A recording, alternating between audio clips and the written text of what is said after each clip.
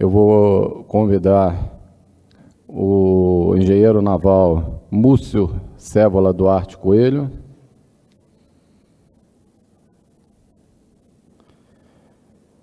Eu vou convidar o diretor do Instituto de Pesquisas Tecnológicas, o IPT, o Carlos Dayer Padovese.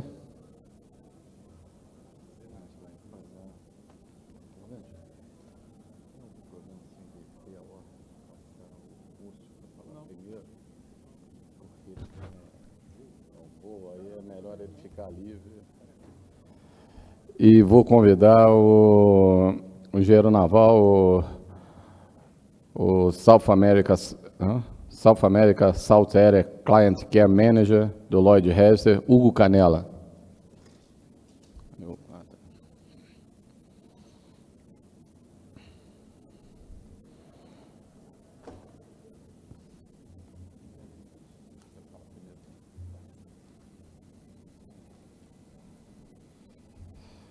Nós vamos fazer uma pequena alteração na ordem da agenda, por questões aí de proximidade de voo.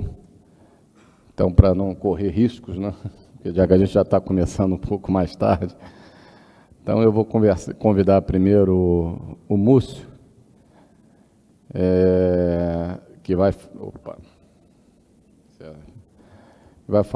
falar sobre aprimoramentos necessários na Norman 02.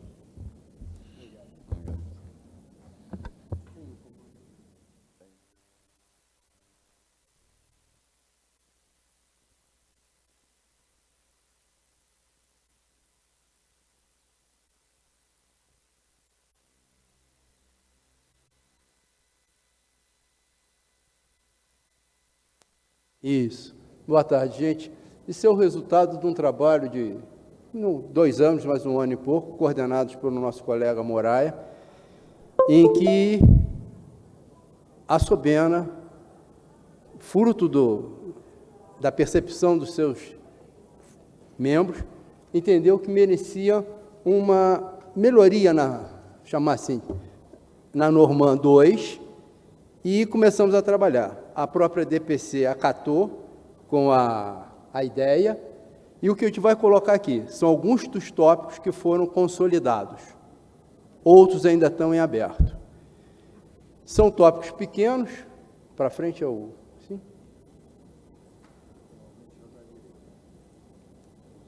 Nenhum dos dois. Doesn't work.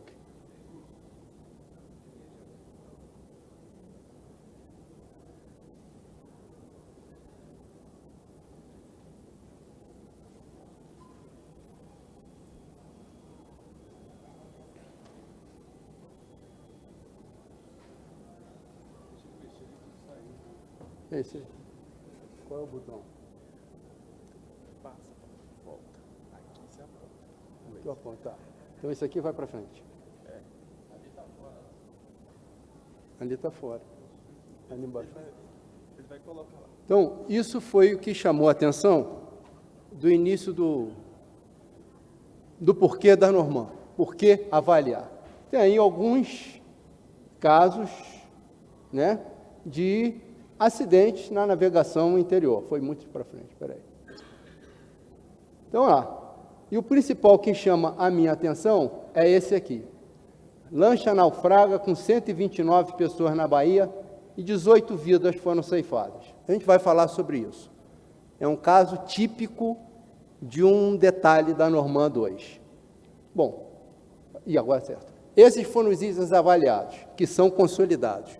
Muita definição, algumas aplicações de normas, bombas de incêndio, que a gente acha que tem que mudar, a área de navegação, que é uma delimitação hoje física, uma linha imaginária, número de anteparas transversais, posições de anteparas transversais, posições de anteparas em embarcações de madeira, uma definição de superestrutura que está na Norman com outro nome, e um anexo P, que seria um novo anexo da Norman.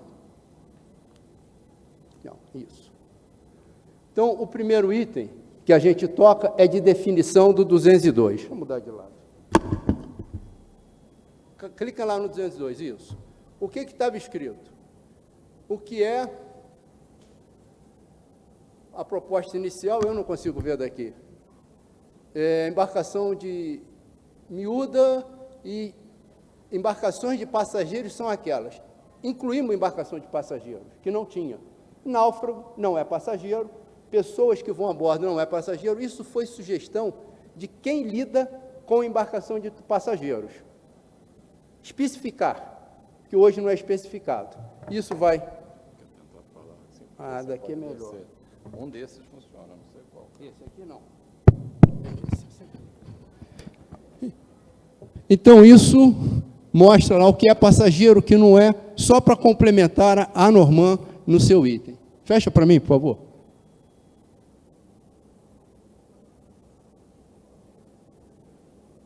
O 216 é uma classificação, por favor.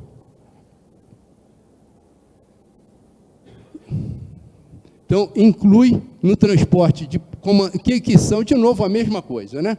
Só para dar consonância à mesma informação. Fecha, para a gente ganhar tempo. 216. Fecha. Vamos para outra? Aí eu que passo. 301, definição. De novo, lá, o que são funcionários terceirizados, de limpeza e tal, que não fazem parte de uma tripulação, mas que fazem parte da salvatagem. E náufragos, que certamente terão que ser um dia recolhidos. Fecha, por favor.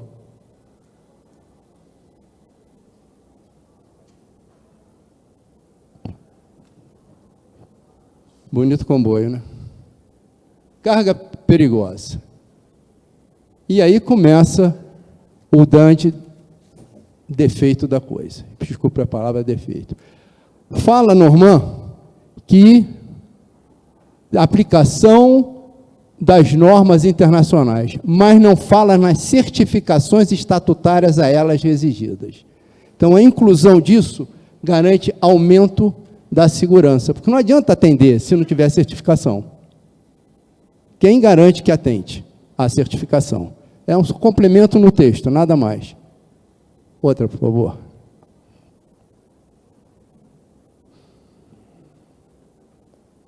Obrigatoriedade de classificação. E aí é um detalhe. Um comboio daqueles tem muito mais de 2.000 AB. Com certeza. Mas hoje a Norman coloca que só precisa ter classificação em embarcações maiores que 2.000. Só que aquele comboio deve ter 18.000 com 10 balsas de 1.800. Esse é o detalhe. Acontece que a própria Norman, se não me engano, da Amazônia Oriental, exige que tenha um comandante de longo curso, praticamente isso, para tocar o empurrador que vai levar um comboio desse tamanho.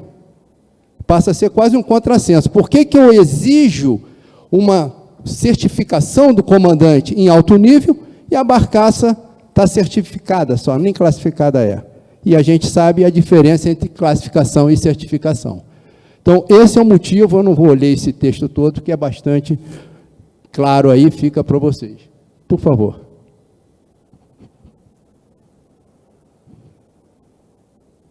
Bomba de esgoto. A bomba de esgoto diz lá, as embarcações com AB maior que 10 empregadas no transporte vai ter uma bomba de 15 acionada pelo motor principal. Perdeu o motor, perdeu a bomba. Foi a pique, que a água está entrando pelo telescópico. Então, a ideia, a proposta é colocar 2 bombas com vazão de 11 e mais bomba. De onde saiu isso? Da regra do ABS de navegação interior, copia e cola. Se funciona no Mississippi, por que a gente pode botar? A sugestão é essa. Se o mercado, se a sociedade entender que pode ser melhor, vamos melhorar. Mas o bom é inimigo do ótimo, mas pelo menos já tem a mensagem. Por favor, outro.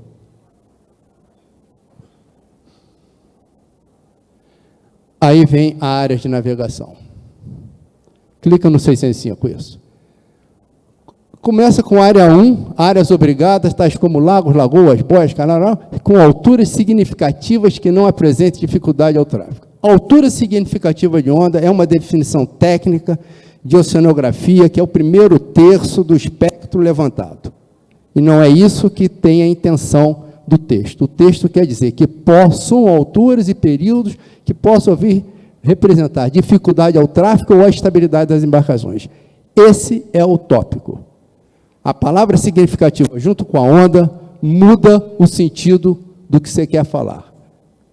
Essa é a nossa sugestão para isso aí. E vocês vão entender o porquê dessa área 1 e 2. Volta, por favor. O cavalo marinho aí, por favor. Essa é o acidente com embarcação cavalo marinho. Aqui é a Baía de Todos os Santos. Aqui a linha imaginária que define a área 1 e a área 2. Todas as capitanias dos portos, inclusive as fluviais, emitem um documento chamado NPCP, Normas e Procedimentos da Capitania dos Portos, que a maioria define o que é a área 1 e onde é a área 2. Algumas capitanias, principalmente as costeiras, definem o estado de mar da área 2 e sempre colocam onda de tanto de altura, vento de tanto. A de Santos tem até visibilidade de 500 jardas, porém isso morre, em outras palavras, se o estado do mar, as condições meteorológicas degradarem. Em momento nenhum se fala que as condições da área 1 se degradem. O cavalo marinho era uma embarcação de área 1, que no dia do acidente tinha onda de 1,90 m, altura significativa. Uma altura significativa de onda de 1,94 m é uma onda de 3,80 m. Isso, ninguém fechou o porto. Em maio desse ano, no dia 16 de maio ou 15, o porto de Itajaí estava fechado por condições meteorológicas similares a essa, e ninguém entrava e saía. No dia seguinte, ele foi aberto, o comboio saiu, os navios entraram. Nesse dia, alguém devia ter dito, embarcações de área 1 não podem navegar porque a área 1 está degradada. Ela não tem a condição de ondas, que lá atrás a gente viu que não tem onda. É a altura de onda de 10 centímetros, 20 centímetros, é o Lago Paranoá aqui do lado. Isso é a nossa intenção de alterar. Existe uma norma ISO 12271, que faz a interação do comprimento da embarcação, do porte da embarcação, com o estado de mar. Indiferente onde você vai, se é do interior do porto, da área 2, da área 3, onde você quiser. Então, isso te permite tirar a linha imaginária. Quem vai garantir que pode sair ou não é a responsabilidade do pobre comandante, que tem o poder econômico em cima dele. Mas alguém vai dizer, olha, essas embarcações que têm esse tipo de classificação podem, essas que não têm, não podem. Então, isso para a gente, eu acho que é o caminho que a gente tem que levar nessa coisa. Fecha, por favor.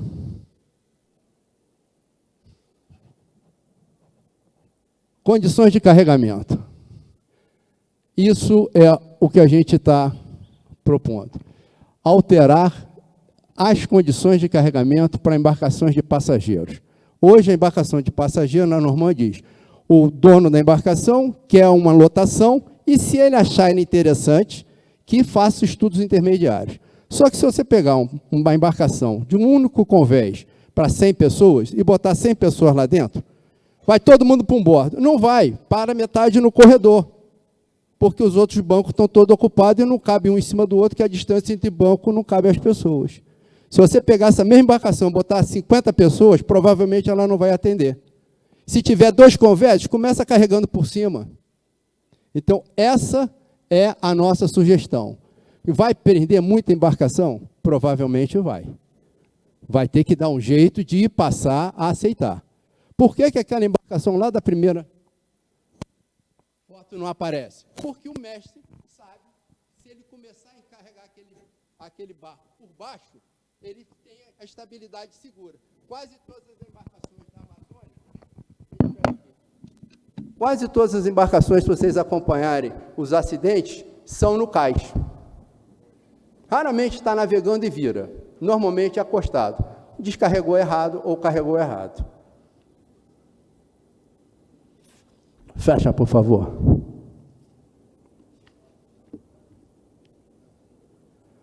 Anteparo em casco metálico. Foi eu que passei errado. O que a gente está propondo, e tem uma modificação aí também na norma, A gente acha, não, o grupo entendeu, que embarcação de aço, de alumínio ou de compósito, fibra de carbono, fibra de vidro, se comporta estruturalmente muito parecido. São praticamente soldáveis. E com isso a gente trouxe a fibra de vidro lá para cima. E botamos uma condições de posicionamento e definições dela. As embarcações atuais, provavelmente, a grande maioria não deve estar sendo contemplada, mas nada como se botar novo prazo para fazer a distribuição.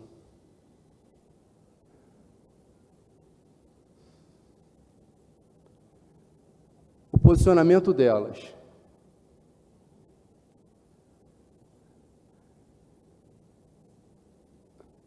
Tem uma descrição dos posicionamentos.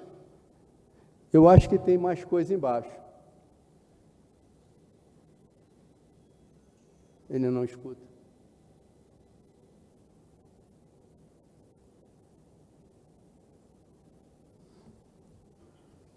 Não quero água não, queria ver se eles compram.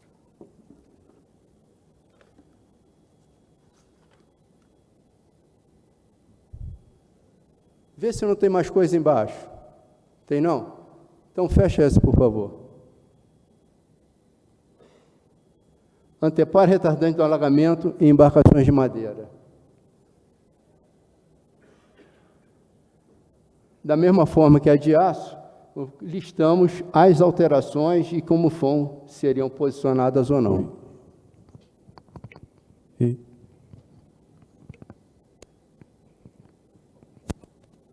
Está ela toda aí. Obrigado. Está ligado? Está ligado? Não. Está ligado?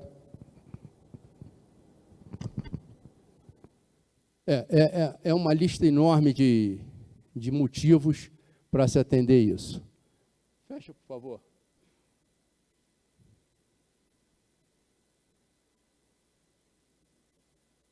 Fecha.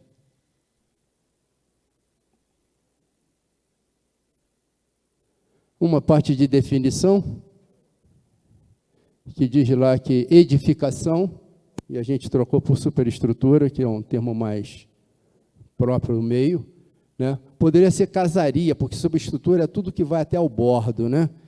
Castelo de proa, tombadilho, e a maioria das embarcações vão quase sempre até o bordo. Então, precisamos botar superestrutura e não casaria. Fecha, por favor. Habitabilidade. De novo, nós estamos lá com o problema de área mínima restringida para o transporte fazer em pé, embarcações empregadas em travessias com até 1 hora de duração. E entendemos que 2 horas de duração, porque se você pegar, aqui no Brasília eu não conheço, mas do Rio de Janeiro, da Praça 15 até a Campo Grande, vai levar 1h30, 2 horas em pé num ônibus, e isso está licenciado normalmente. Então, entende-se que isso com uma concentração de 6 passageiros por metro quadrado, que seria o limite máximo do transporte. Por favor.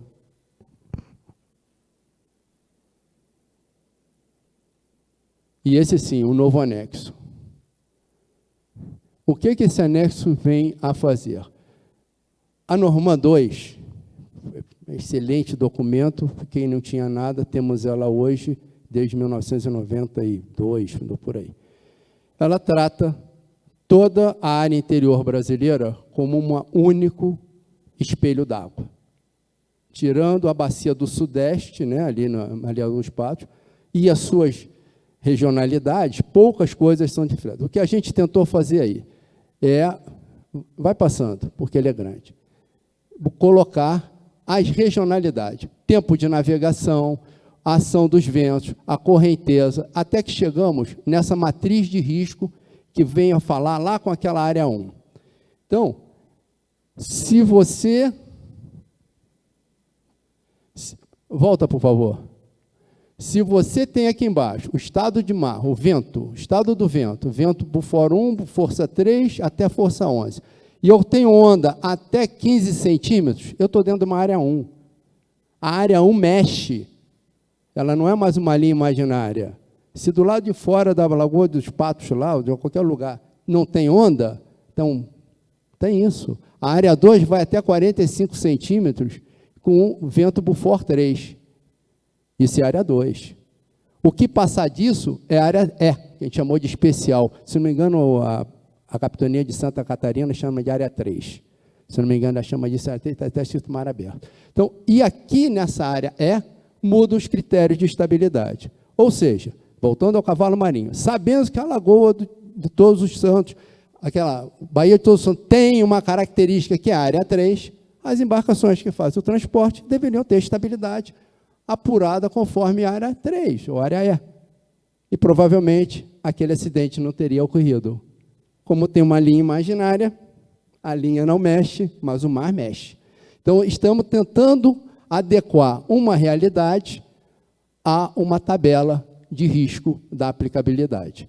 Na área E, você botaria um critério de estabilidade ambiental, por exemplo. Não chegamos a uma conclusão que critério aplicar. O ambiental ou um critério que fosse mais rigoroso. E esse é o tópico, dá mais um tópico. Aqui tem a escala de vento Beaufort, sobe. O critério ambiental, é todo ele. Desce 4 folhas. Não, passou. Aí. Aí começamos a influência da corrente em determinação dos equipamentos de salvatagem. Você tem um rio como Madeira, que falava que tem 7 nós de correnteza, é isso? É. O cara cair na água, alguém vai correr mais rápido que ele. Né? Então, o náufrago é muito sério. Com isso, a gente está mexendo nas velocidades, nas correntezas e nos acréscimos das salvatagens. Da mesma forma, a influência do tempo da viagem no conforto dos passageiros. Se pernoita, se não pernoita. E isso foi tirado acho que do próprio DENIT, que faz a liberação, alguém aí, de transporte rodoviário. Isso vem do transporte rodoviário. Se o passageiro do transporte rodoviário pode ficar tanto tempo sem ir ao vestiário, sem ter isso, sem ter aquilo, desde que está atendido às mesmas condições, o marítimo também, lá, o fluvial, pode fazer. Então, essa é a mesma ideia. É a mesma coisa. Isso aqui é a cópia e cola da portaria do rodoviário. Com um detalhe, o rodoviário exige que as 2 estações rodoviárias tenham ambientes que deem suporte à pessoa. No fluvial, vai ser. Fecha, por favor. Esse é o grupo de trabalho. E o nosso pessoal. Muito obrigado a todos. Ninguém. Ninguém que eu... Foi o Benite. É Benite o nome dele? Benítez. Benite. Ele que é o... Foi mandado para ele ainda em caráter preliminar e está lá com ele mais um outro oficial que estão dando uma olhada para comentar para a gente. Então, eu estou até em contato com ele. Já que o Múcio pode ser que vá embora daqui a pouco, eu vou abrir para perguntas para ele, mas não necessariamente isso vai se aplicar a todo mundo, depende do horário. Se alguém quiser fazer alguma pergunta aí para o Múcio.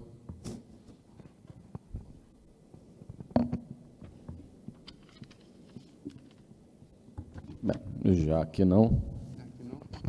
Obrigado. Eu vou ficar aqui e depois eu saio. Tá legal. Só deixa o microfone, não para levar não. Não, deixa. Hã?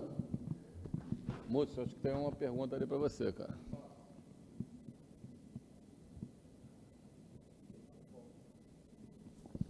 É só parabenizar, moço. Trabalho especial. Parabenizar aí a Sobena, porque só com atitudes como essa, mostrando o impacto que a regulamentação tem na nossa atividade, é que a gente vai conseguir melhorar a segurança da navegação aí no interior e até no litoral. Obrigado aí ao Moré e a todo mundo que participou. Eu faço nossas aqui as suas palavras, agradecendo ao Múcio, ao grupo todo, e lembrando que, cara, todo mundo que ajuda ali a Sobena é tudo trabalho voluntário, né, cara? Abnegados e meio viciados por esse meio que a gente vive, né? Somos todos. Então, agora eu vou chamar aqui para a segunda palestra o capitão de mar e guerra, Átila Alan Cury, que vai falar sobre aspectos hidroviários de interesse da autoridade marítima. Comandante, eu juro que se eu conhecesse o conteúdo da palestra do Múcio, eu não tinha invertido a ordem. Bom, boa tarde a todos. O meu recado é rápido, eu já ajustei essa palestra umas 2 vezes hoje, por causa eu fiquei com medo do tempo. Então, a minha introdução também vai ser a conclusão, porque se faltar tempo, eu já encerro no slide que eu tiver, tá certo? Eu procurei aqui analisar qual seria a plateia e onde eu estava inserido, né? Então, eu procurei elencar alguns aspectos que poderiam ser comuns ao DENIT, à SOBENA, à Marinha e à academia. Aí, né? Tem o professor Mesquita também que palestrou. O professor Mesquita já adiantou alguns aspectos que eu ia falar. Então, vamos lá. Essa aí seria o meu sumário. Eu cortei algumas coisas porque, obviamente, não iria dar tempo, né? Tá ok? É sempre bom lembrar que a Marinha tem esse papel, esse duplo chapéu. O comandante da Marinha, além de autoridade naval, é a autoridade marítima. Ele trata tanto do security como do safety. Vocês estão vendo aí ele na televisão toda hora aí com esses problemas que a gente está enfrentando aí. Então, a Marinha tenta dividir forças aí para atender tanto a parte de security como de safety. Isso aí é como a gente está plantado aí no terreno, digamos assim, certo? Isso aí está disponível na nossa página da DPC. Eu coloquei isso aí para dizer que tanto estamos tentando cuidar com as OMs, com as organizações militares que a gente tem das hidrovias, como dos principais portos. Aqui tem apontador de slide? Não? Aqui. Bom, voltando aqui mais um slide, só para fazer a propaganda da gente, a gente incorporou agora essa elevação de Rio Grande aqui na nossa plataforma continental, é mais uma boa notícia. Essa aí é a nossa área de busca e salvamento SAR, só para dar a dimensão de quantas tarefas a gente tem para executar, né? Isso aí todo mundo está cansado de saber, a história começa lá na IMO, deriva para... Os documentos obrigatórios da IMO derivam para a LESTA, são aplicados no regulamento da LESTA, nós temos a Norman e as NPCPs. A Norman tem abrangência nacional, a NPCP das capitanias, abrangência regional. Muito provavelmente, muitos dos senhores aqui têm mais contato com os capitães dos portos e aplicam mais as NPCPs, muitas vezes mais do que a própria Norman, certo? Bom, isso aí é só para, continuando aquela sequência ali, só para dizer que a gente tem essas normas todas que já foram bastante mencionadas hoje, inclusive a Norman 2. Isso aí é um pouquinho... um quadrinho aí que a gente tenta colocar para dizer em todas as atividades que a gente está envolvido. Assistência e salvamento, patrulha naval, hidrografia, inspeção naval, muito em voga agora operações ship-to-ship, né? Teve o senhor da OCINF aqui palestrando, a gente usa o manual do Ship-to-Ship Transfer Guide e o ensino profissional marítimo. Bom, voltando aqui para o terreno prático, eu aproveitei essa tela aqui do DENIT, e o DENIT está tomando umas excelentes iniciativas, como, por exemplo, a vetorização de hidrovias, né? Como o palestrante da parte da manhã falou, isso faz parte de um grande projeto aqui dentro do DENIT. Eu acho que isso vai ajudar todos os atores envolvidos a falar a mesma língua, tratar dos assuntos de forma padronizada, sem deixar dúvidas quanto àquilo que a gente está tratando. Eu puxo aqui a definição de hidrovia que está na Norman 28, principalmente para chamar que, além da Norman 2, a gente tem outras normas que tratam do assunto. Então, é bom a gente ter essa coletânea sempre à mão, porque são assuntos que vão e vêm, a gente está sempre esbarrando em alguma dificuldade, alguma definição, algum conceito, né? Então, só para dar ciência aos senhores.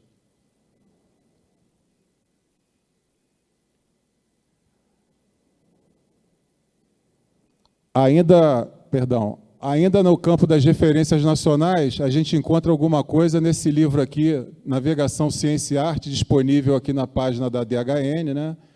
E ele fala que, e o que mais se aplica aqui no nosso país são os rios de corrente livre, né? Que são os naturalmente navegáveis.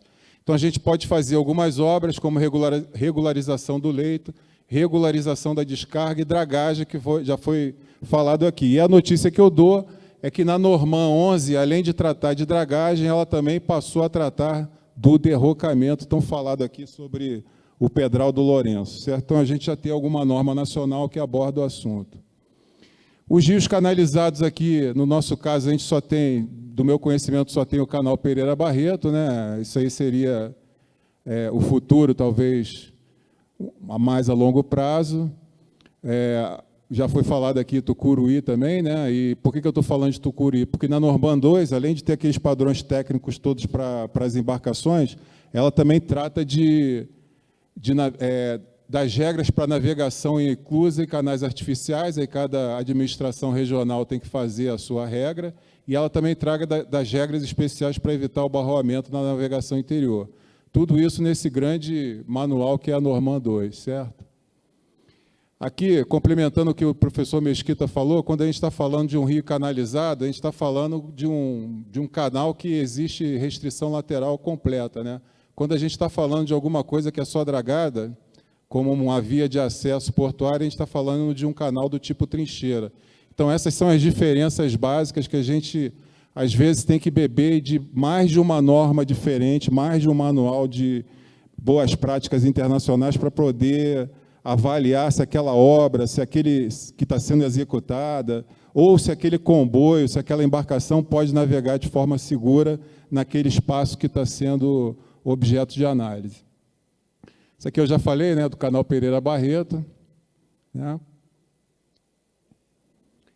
Isso aqui foi o elevador de navios que eu vi lá na Bélgica, tive a oportunidade de subir. Isso aqui é um sonho futuro, né? Quem sabe um dia a gente chega nesse nível aqui, né?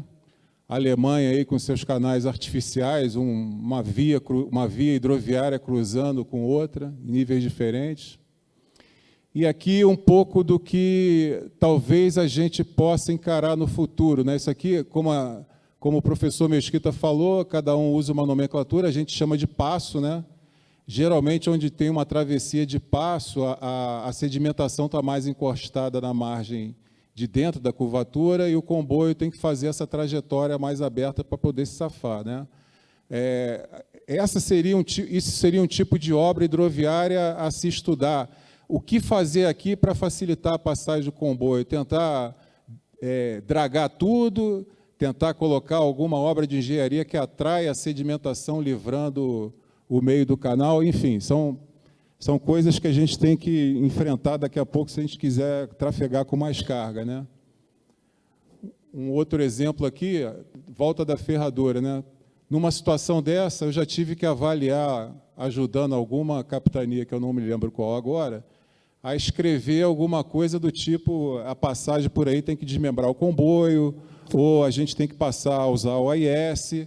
Uma solução que a gente deu foi ter uma embarcação de piquete aqui na frente para ver se teria algum perigo antes do comboio entrar nesse passo mais restrito. Comunicações VHF, tem gente pensando em tudo, até em drone, né? Mas é isso aí que a gente tem que pensar, são os problemas que a gente tem que enfrentar. Bom, isso aqui o professor Mesquita falou, eu estou batendo nessa tecla também, são os manuais de boas práticas e normas que a gente tem. Livro do professor Alfredini, que é de engenharia portuária, mas fala muito sobre hidrovia também, tem muita coisa boa aqui dentro. O relatório 121 do PIANC, que é para obra de acesso náutico portuário. E agora a novidade é o relatório 141 de 2019. Eu ainda estou estudando, não sei, eu saio da DPC ano que vem, não sei se eu vou ter tempo de digerir todo esse manual. Eu estou tentando fazer uma combinação dessas duas coisas e ancorar tudo aqui na Norman 11, que é a nossa norma de obras hidroviárias e portuárias e qualquer tipo de obra em nossas águas. Tá ok? Aqui, por exemplo, a gente já incorpora alguns conceitos do PIANC 121, como, por exemplo, a realização de simulações. Mas se a gente estiver falando de realização de simulações em hidrovia, a coisa complica um pouco. A gente tem que selecionar o que simular. Não dá para simular uma grande extensão de rio. Ou a gente simula um passo daquele mais complicado de atravessar, ou simula alguma coisa perto da área portuária que aquele comboio vai partir ou chegar, certo? Isso aqui é a nossa preocupação, né? A gente estaria falando de dimensões náuticas hidroviárias. É preciso definir a embarcação tipo antes de saber projetar a hidrovia, ou se já existe a hidrovia, qual embarcação que nela pode trafegar com segurança. Então, essa padronização de embarcações, de vias, de nomenclaturas é que a gente está buscando e tentar avaliar sempre essas questões da melhor maneira possível. Isso aqui é mais uma... Aqui a gente estaria no mar, sem restrição lateral no canal. Aqui seria um canal com a navegação restrita portuária, né? Um canal tipo trincheira, e aqui seria um canal artificial. São essas coisas, são esses problemas que a gente tem que resolver. É saber trabalhar o problema da altura versus o calado da embarcação e saber trabalhar a largura da via versus o comprimento da boca do comboio ou das embarcações que lá trafegam. Bom, isso aqui foi eu tirei do relatório 121, eu tentei ajudar aí a solicitação do DENIT para tentar estabelecer os novos gabaritos hidroviários, né? Calado aéreo bruto, calado aéreo, essas definições que tem nos relatórios do PIANC, acho que já está na hora da gente começar a massificar isso para começar a falar a mesma linguagem, certo? Isso aqui também eu consegui nessa BNT aqui, 5422 de 85, ela fala sobre a passagem de navio sob linha de transmissão. Quanto mais a gente estuda, mais coisa boa a gente acaba descobrindo, quer dizer, já tem algum material que a gente pode usar. Tenho notícia também que a Fundação Amiddomar está fazendo um livro que vai refletir um pouco desses relatórios, esses conhecimentos que o PIANC reporta nesses relatórios que eu mencionei. Aqui o professor Mesquita já falou, né? O relatório 141 é para preencher algumas lacunas que o relatório 121 do PIANC deixou em relação ao emprego, à análise de hidrovias. Eu não vou me aprofundar muito, porque senão a gente vai perder tempo. E é disso aqui que a gente está falando, né? O relatório 121, a Europa, ela classifica os seus comboios, as suas embarcações por porte, comprimento, boca, calado, altura mínima para passagem entre pontes, e disso sai algum tipo de padronização. Talvez seja isso que a gente esteja buscando aqui em seminários desse tipo, certo? Mais uma vez aqui das embarcações autopropulsadas, né? A classificação, boca, comprimento, calado carregado e vazio, informações de carga, de motores, enfim. O relatório 141, ele tenta padronizar todos esses conceitos, e a matemática principal da coisa está nessa figura aqui. É como é que ele chama a boca, como é que ele chama o calado, como é que ele chama a largura da via, qual é a área molhada da embarcação que deve ser analisada. Enfim, eu acho que a gente pode beber um pouco dessa fonte aqui e aprender algumas coisas. Novamente, né, o relatório apresenta vários quadrinhos, alguns deles o professor Mesquita já mostrou, né, inclusive abordando o calado aéreo. Isso aqui é o que a gente tinha na nossa literatura nacional, né? Vocês podem ver que até a nomenclatura é um pouquinho diferente. Na nossa nomenclatura nacional, a gente usa calado, às vezes, e na literatura internacional já é denominado como T, né? Eu acho que a gente tem que ir parando essas arestas, de modo que a gente tenha um padrão único para se entender. E o que se procura resolver é saber quais são essas folgas aqui e se a área molhada da embarcação mantém aquela embarcação com um rendimento propulsivo o mais eficaz possível, né? Então, são esses os problemas que a gente tem que tentar estudar e resolver. Novamente, as referências nacionais, no caso aqui é o livro do professor Alfredini, ele fala aqui sobre as folgas laterais, qual é a largura da via ideal, né? Enfim, É como a gente deve tratar o problema. Já falei da área mínima da seção molhada para manter o rendimento propulsivo. Também as referências nacionais também falam como devem ser as curvas das hidrovias. É lógico que a gente aqui tem que aproveitar, tem que tratar o problema como ele se apresenta. Às vezes, retificar uma curva inteira ou um passo inteiro talvez não seja a melhor solução, mas a gente pode estudar qual é a melhor forma de atravessar a curva. Aqui é o gabarito antigo de 89 do DENIT. Eu acho que é isso aqui que o DENIT está se propondo a rever, né? Existia esse Plano Nacional de Viação, de 89. Eu achei isso aqui no livro do professor Alfredini também. E aqui é o que a gente cansa de batalhar nas capitanias, né? Algumas pontes que foram construídas no passado foram construídas até sem a proteção do pilar, né? Já temos notícia aí de uma ponte no Pará que caiu, né? Parece que o comboio não foi desmembrado, acabou ruindo, e o que a gente tem que observar é que largura, qual é o vão livre entre a ponte, qual é a altura que deve ter essa ponte para permitir a passagem segura de uma embarcação autopropulsada, de um comboio e, no nosso caso, lá na Amazônia, de navios que fazem cabotagem em mar aberto e também fazem cabotagem nas nossas hidrovias, certo? Então, são essas as preocupações que a gente tem que ter. Bom, aqui algumas embarcações fluviais que eu selecionei, só para dizer que essas normas internacionais, elas tentam fazer uma padronização das embarcações, né? Aqui no nosso caso, o empurrador, já foi mostrado uma foto dessa aqui, inclusive acho que é da Bertolini, né? Aqui, outro tipo de preocupação que a gente tem que ter é com a padronização dos comboios. Quantas balsas que podem ter um comboio para fazer determinada travessia? Já parou na DPC, na Diretoria de Portos e Costas, para a gente lá na DPC, sem estar na área do local que ia acontecer essa travessia, para avaliar a possível passagem de um aumento de barcaças com comboio.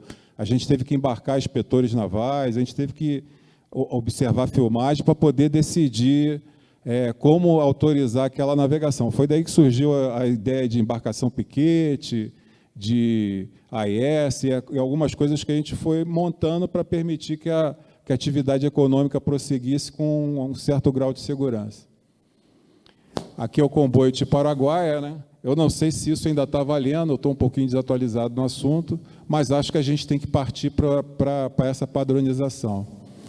Algumas embarcações fluviais e algumas reclusas que a gente possui, só para ilustrar. Bom, obras de melhoramento eu já falei, né? O que afeta mais a minha parte, lá na gerência de tráfego aquaviário, é esse produto que a gente entregou aqui, que é a Norma 11. É como fazer a obra e, depois da obra realizada, como manter aquele espaço aquaviário sem interferência em outras atividades e mantendo a segurança da navegação. Tipo de dragagem, acho que são várias, eu não vou falar aqui sobre todas, né, mas acho que a nossa principal, que a gente tem que o nosso país está precisando aqui, é dragagem de implantação, para fazer onde está precisando, certo? E onde é que a gente, no que diz respeito à autoridade marítima, vai olhar? A Norma 11, tá bom? Eu peço desculpas, eu cortei alguma coisa dos slides para dar tempo de falar em 20 minutos, mas se vocês quiserem conversar comigo em particular, eu vou ali para o coffee break depois e bato papo com vocês, tá ok? Muito obrigado.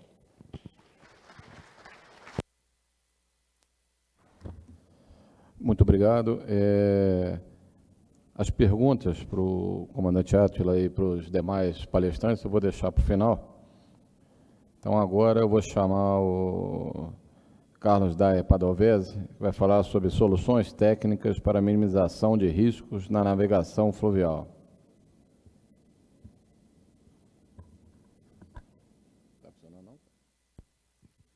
Boa tarde. Bom, a ideia é tocar em alguns aspectos aí de segurança, dentro da nossa experiência, de alguns estudos foram feitos, tal, acho que alguma contribuição relacionada com soluções para minimizar riscos, né? Eu gostaria de fazer, acho que uma introdução, até recebendo, acho que o Brasil, de uma certa forma, ele está navegando e vai continuar navegando com os rios que tem aí. Dificilmente teremos grandes obras, né? E a gente dificilmente vai se trabalhar nas vias.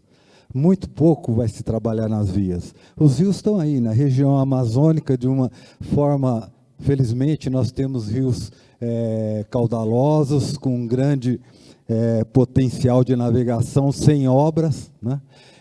Nós temos o rio Paraguai, com poucos passos complicados, mas também com grande potencial de utilização. Temos o rio Tietê, Paraná, com regularização por conta de a utilização para geração de energia, e mais com eclusas, felizmente, né? E os rios que estão aí, dificilmente a gente vai fazer grandes obras, né? Então, acho que o grande foco deve ser na melhoria das embarcações. Como a gente trabalhar as embarcações para melhor aproveitar cada rio, aquele que vai ter um resultado econômico para o transporte e tal, né? Minimizando os riscos, é claro, levando em consideração a questão de segurança. Aproveitar ao máximo. Essa é uma primeira observação. A segunda observação que eu gosto sempre de fazer é que eu tendo a não comparar a navegação brasileira com a Europa. A Europa tem rios relativamente pequenos, as embarcações são relativamente pequenas na navegação interior, e nós estamos com uma tendência de trabalhar com grandes comboios do nível que se trabalha nos Estados Unidos. E eu acho que a maior parte das nossas preocupações com relação à segurança deverá se pautar, olhando inclusive a navegação de grandes comboios nos rios dos Estados Unidos. Nossos comboios têm dimensões relativamente grandes, 9, 15, 20 e tantas barcaças, né? Como a gente encontra nos Estados Unidos e praticamente não encontramos na Europa. Bom, falar em rio, a navegação de rio é complicada, entre aspas, né? E a gente tem que conviver com ela. Quem está na chuva tem que se molhar, então nós temos que levar em consideração que rio significa restrições, né? Quase sempre a gente vai ter trechos estreitos, curvas fechadas, vamos ter que conviver às vezes com pontes, às vezes eclusas, troncos em alguns momentos, grandes correntezas e tudo mais, né? E a navegação tem que levar em consideração essas questões, variações de profundidades e assim por diante, né? Então nós temos problemas de segurança especiais quando comparados com a navegação franca em mar e coisas desse tipo. Isso sempre leva-se em consideração e quase sempre, né, com questões ambientais juntas, né? Nós estamos próximos de margem, nós estamos com profundidades restritas e coisas desse tipo. Eu vou descer também. Para conseguir enxergar. Para o transporte fluvial, ainda há aprendizados, sem dúvida, e eu acho que é isso que a gente está fazendo ao longo do tempo. Eu acho que todo mundo, todo segmento aqui ligado à navegação no Brasil, está aprendendo e se adaptando à questão do complexo sistema de segurança que é desenvolvido dentro do transporte fluvial. Não é fácil, não existe, digamos, receita pronta que seja aplicável aqui com toda, digamos, abrangência. Nós temos que aprender e adaptar às melhores condições. Embarcações existentes de concepção muito antiga, e aqui eu me refiro principalmente às embarcações de transporte de passageiro na região norte, né, apresentam impossibilidade de atender adequadamente às normas de segurança atuais. Isso sempre foi, vai continuar sendo um grande desafio, né, até que a gente consiga substituir essas embarcações por embarcações mais seguras. Desde a concepção da embarcação até sua construção, operação e manutenção, deve haver uma preocupação em minimizar risco de ocorrência de acidentes, eliminando possíveis causas no nascedouro. Isso que eu vou falar aí na sequência, tá? E sistemas adequados de balizamento das vias, comunicação, navegação, monitoramento, também fazem frente aos riscos advindos do tráfego intenso de embarcações e de passagem por vários pontos críticos da via. Bom, só lembrando, a gente sempre define risco como uma combinação de frequência, a probabilidade de ocorrência, né, com a consequência, né? Quanto custa, em termos materiais, em termos de vida, determinado acidente, né? Então, quando a gente vai quantificar o risco, a gente sempre pensa qual a probabilidade de acontecer e, em acontecendo, qual é a consequência daquele evento, né? E, em cima disso, a gente costuma analisar as questões, e eu gosto muito dessa corrente de risco, que ela, para mim, ela é definitiva para entender como se dá um acidente, como ocorre um acidente ou um incidente, né? Então, basicamente, nós temos causas básicas no estágio 1, né, em que erros de projetos, erros de construção, alguns problemas na via, coisas desse tipo, podem levar a acidentes ou em algum momento levar a acidentes. Você tem causas imediatas que têm a ver com erro humano, fadiga, procedimentos inadequados, coisas desse tipo, né? Você tem um estágio 3 que pode gerar um incidente que em algum momento pode levar ao acidente, né? No estágio 4 acontece um acidente, no estágio 5 você tem consequências imediatas, aconteceu aquele acidente, você tem consequências imediatas, perdas de vida, danos materiais, incêndio, naufrágio, né? E no estágio 6 você tem consequências posteriores. Às vezes você encalha, às vezes você tem perda de vidas posteriores e assim por diante.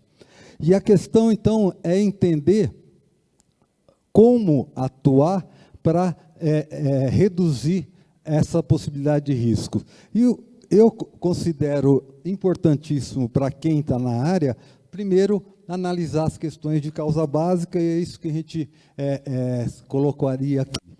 Tentar reduzir, eliminar causas básicas, né, nas embarcações, na via navegável, na tripulação e na gestão do sistema de transporte é um grande desafio.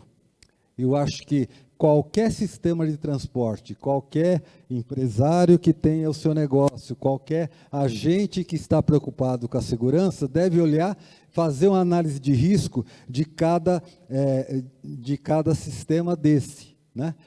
Se eu estou transportando passageiros, né, a minha consequência tende a ser muito alta, né? A minha consequência tende a ser muito alta, eu tenho que tentar diminuir a probabilidade de ocorrência desses acidentes, né? E como que eu diminuo a probabilidade de ocorrência desses acidentes? Melhorando as minhas embarcações, minhas condições de navegação e assim por diante.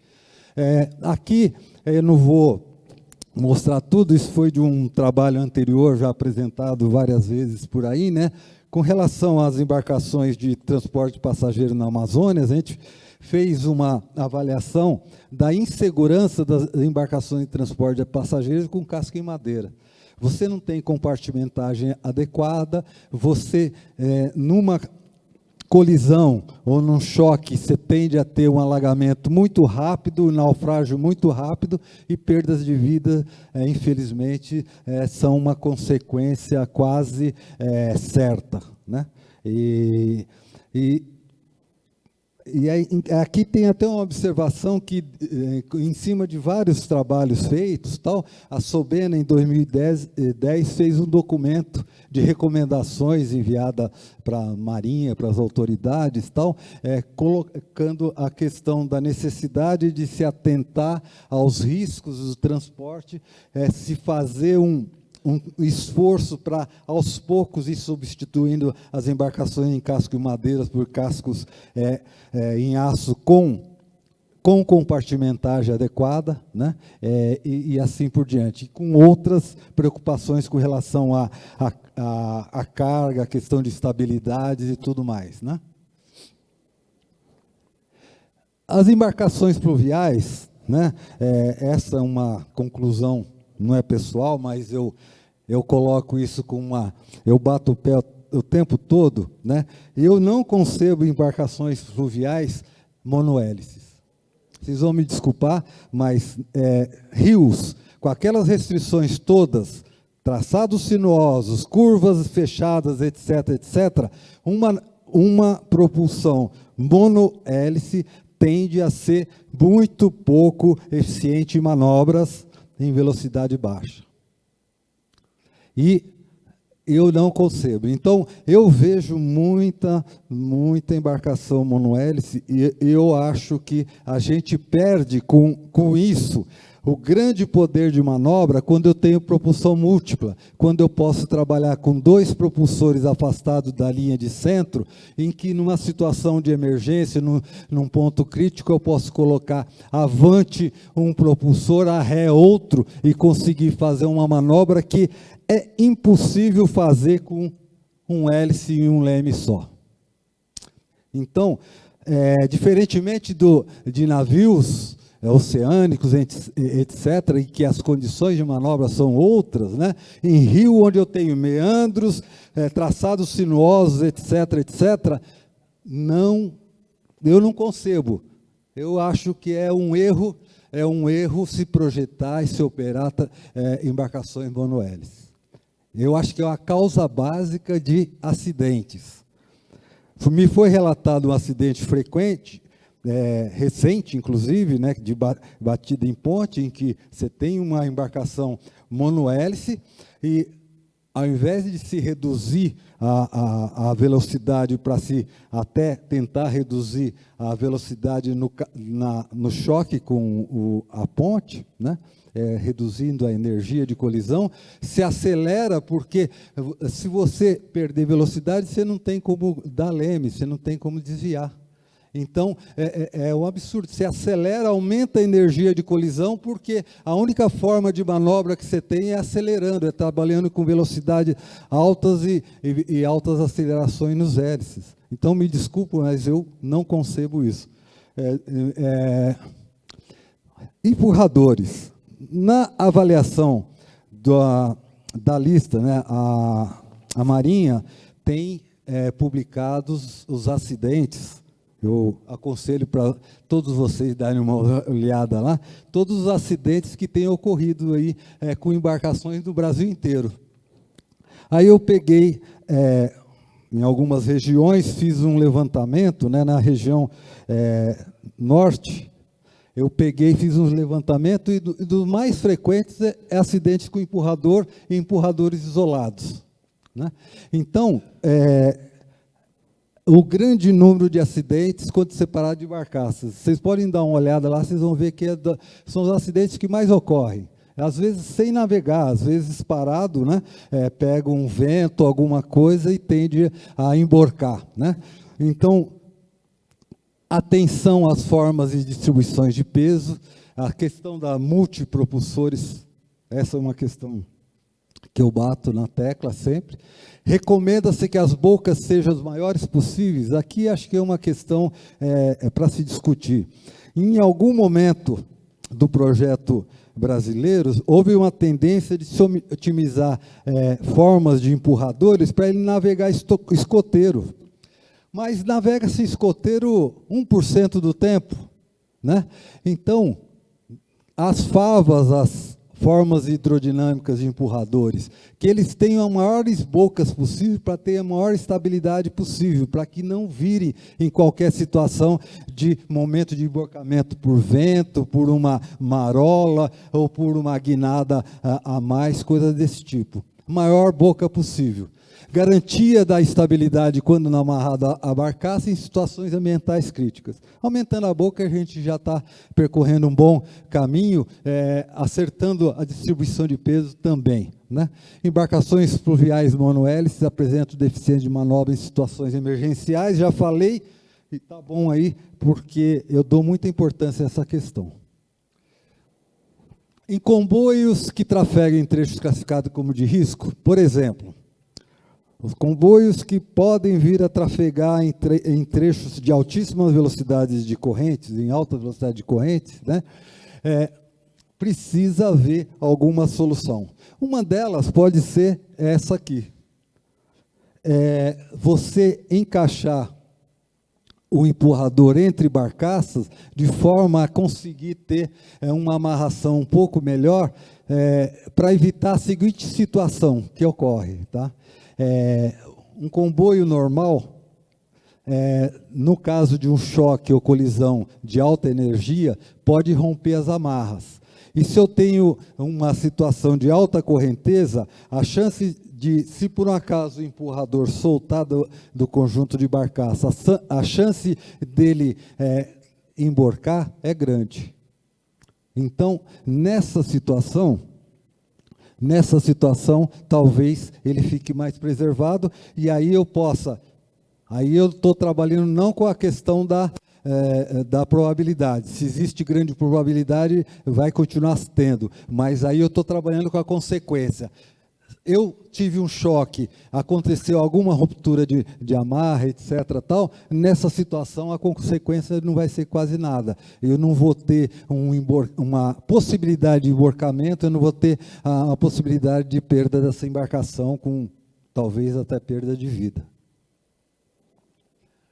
Em trechos muito críticos da via, né, e aí alguns casos muito críticos, a gente tem estudado a questão de se trabalhar com sistemas auxiliares de proa. Você melhorar a manobrabilidade onde você precisa trabalhar com curvas acentuadas, onde você tem momentos que atuam contra o giro importantes, vindos de vento ou principalmente de correnteza. A forma de você compensar isso é com um sistema auxiliar de manobra. E aí, em alguns casos, você pode ter que usar, por exemplo, né, um bow boat, algum módulo avante que ajude a manobrar, né, ajude o empurrador a manobrar um grande comboio, né? Sistemas auxiliares de manobra pode ser, por exemplo, um bow thruster em algum lugar, numa barcaça de vante, por exemplo. Pode ser um sistema sofisticado como esse aqui, da Foyt, né, que usa um Foyt Schneider para fazer, para dar empuxo para o lado desejado. Isso poderia ser um bow boat, né? E existem até, em casos muito específicos, onde você vai encontrar grandes correntezas, né, no caso de estar subindo o rio, por exemplo, você pode usar até um leme ativo de proa, que pode funcionar em alguns casos específicos. Aqui, só para ilustrar, né, isso é tirado de uma apresentação da Foyt sobre aquele módulo lá com o Foyt Schneider, né? Aqui um exemplo de trajetória de um comboio sem um sistema auxiliar na proa, né? Num caso de uma curva com correnteza, né? E aqui essa mesma curva, esse mesmo comboio, utilizando aquele módulo de proa para fazer essa manobra, né? Então você corrige aqueles ângulos de deriva que você tem aqui bem acentuado por conta da curva e por conta da, digamos, restrição de manobra, porque você só está manobrando utilizando lemes aqui na polpa do empurrador, você consegue melhorar o seu poder de manobra e você consegue evitar aqueles grandes ângulos de deriva que aparecem na situação sem um auxílio de um sistema de proa. Em passagem sobre vãos de estreitos de pontes, é claro que você precisa, não só de estreitos, mas de todos, você precisa ter um sistema de proteção de pilares, e aí sim, é uma atuação na via necessária para evitar que a consequência de um acidente seja muito elevada. No Tietê-Paraná, quando se começou a navegar com comboios, 3 pontes foram derrubadas, porque ali as pontes têm vãos relativamente estreitos, né? E os comboios batiam no pilar, pequena energia de colisão já derrubava o tabuleiro e derrubava as pontes. Felizmente não houve vítimas, né? Aconteceram em situações aí que acho que houve muita sorte de não acontecer vítima naquela época, mas quando aconteceu isso, a Marinha colocou a exigência de haver proteção de pilar de ponte para continuar essa passagem aqui sobre vãos. Enquanto não houvesse isso, se passava uma barcaça por vez, de dia, em condições favoráveis e tudo mais. Então, a gente fez, ali eram condições de altas profundidades, a gente bolou um sistema de proteção de pilar flutuante, né, com amarras e tudo mais, e tem funcionado há 20 anos em 8 pontes do Tietê, viabilizando aí trabalhar com segurança. O levantamento de batidas nesses módulos flutuantes aí, nesses 20 anos, diz que foram 14 batidas nesses 20 anos, levando em consideração essas 8 pontes, né? Seriam 14 chances de derrubar a ponte se não houvesse a proteção desses pilares. Bom, as dimensões de canais, embarcações versus via navegáveis, acho que foi colocado aí, existem, acho que, formas de fazer, né? A gente acredita muito que cada via merece um estudo adequado, utilizando simulações de vários tipos, né, medições em escala real, etc., para garantir 2 coisas, né? Uma, que é a existência de um transporte economicamente adequado, né? Não existe, se não tiver dando lucro, ou se não for economicamente viável, não vai haver transporte, né? Mas com a maior segurança possível. E acho que cada trecho de rio, cada sistema de transporte tem a sua solução, digamos, adequada. Eu acabei, acho que no horário. Obrigado.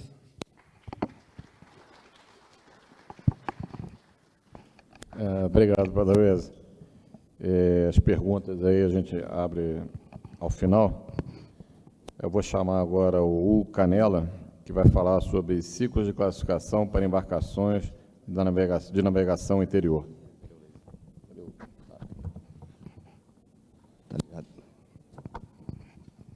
Tá ligado aqui, tá? Antes de começar, eu sei da responsabilidade aí do último palestrante, do último painel, então não vou abusar do cansaço de ninguém, vou fazer uma apresentação bastante simples e objetiva, falar aqui sobre classificação de um modo geral e depois como que essa classificação ela se adequa para enquadrar as embarcações fluviais. Meu nome é Hugo Canella, né, como o Portela já adiantou, sou engenheiro naval, sou formado pela UFRJ e estou no Lloyds desde que eu me formei, 10 anos atrás. Tive o privilégio de ser vistoriador de campo por 8 anos e agora estou 2 anos aí à frente do negócio nessa nova função. Então vamos iniciar aqui. Nosso objetivo hoje, são 3 objetivos na verdade: apresentar brevemente a história da classificação de embarcações, entender os conceitos de classificação, claro, de maneira simples, né, que é o que o tempo permite, e depois, através de um exemplo específico, entender como que as regras nossas e das classificadoras, de um modo geral, se adequam a realidades distintas, nesse caso aqui, as realidades das embarcações fluviais. Então, a história que muita gente conhece, para quem não conhece, a história da classificação começa com a cafeteria. Em tempos de politicamente correto, a cafeteria. A verdade é que era um bar nas beiras à beira do rio Tâmisa, em Londres. O senhor Edward Lloyd tinha uma cafeteria, um bar, que ele recebia muita gente, em maioria engenheiros, alguns advogados, mas muita gente que tinha interesse pelo setor naval. E esse bar, você tinha vista ali para o rio, e era um hobby do pessoal acompanhar o movimento dos navios. Então, como toda conversa de bar algo fértil, teve-se a ideia de fazer um registro dessas embarcações. À medida que as embarcações apresentavam características de comprimento, relação boca-calado, ou comprimento específico, ou tamanho de mastro, isso foi sendo registrado num livro, e isso logo começou a atrair o interesse da sociedade de modo geral, porque se via ali que eram realmente pessoas que entendiam da coisa e começava a fazer esse registro e dava para se tirar proveito desse registro. Bom, então, não demorou muito tempo para esse registro ser chamado de o registro do Lloyd, que era o dono da cafeteria, e daí veio o Lloyd Register. Essa imagem aqui do registro original, das embarcações que entravam, de onde vinham, as suas características e como que isso evoluiu para fazer o primeiro livro de regras do Lloyd Register, que seria, em verdade, o primeiro livro de regras que existiu no mundo, né? Então, esse foi o primeiro navio classificado, esse é o Savannah, 1819. Esse registro, eu não comentei aqui, foi feito em 1760. Então, o ano que vem já são 260 anos do Lloyd Register e do início da atividade de classificação. Muito tempo depois, o registro convergiu para a atividade de classificação em si. Esse é o primeiro navio a vapor classificado, Savannah. Vocês veem aqui a chaminé queimando carvão, ainda uma roda d'água, né? Não era aquela propulsão como a gente viu, por exemplo, no filme Titanic. Quem viu Titanic viu muito bem como é que é uma caldeira carvão queimando e movimentando, naquele caso, o eixo, mas aqui ainda era uma roda d'água. Então, o que aconteceu com isso? As seguradoras, comerciantes, afretadores perceberam que os navios que obedeciam aquele registro, que obedeciam aquelas regras, se acidentavam menos, tinham menos avarias. Isso começou a atrair o interesse desses players do mercado, e em pouco tempo a classificação se tornou algo obrigatório para que navios fossem segurados. Então, através desse momento, se deu todo aí o avanço da atividade de classificação. E aí foram surgindo outras classificadoras. O Lloyd já é de 1760, veio o BV em 1828, o ABS em 62, DNV 64, e em 1982 o nosso querido Luiz Matos funda aqui o Registro Brasileiro. Luiz também é parte da história da classificação. Está aqui os símbolos dessas sociedades. Então, passada a história da classificação, mostrar para vocês um pouco dos conceitos da classificação. Hoje, mais cedo, aqui a gente teve uma discussão interessante com o Alfeu e o Flávio da Bertolini, o que era classificação, o que não era, velocidade de serviço, manobra.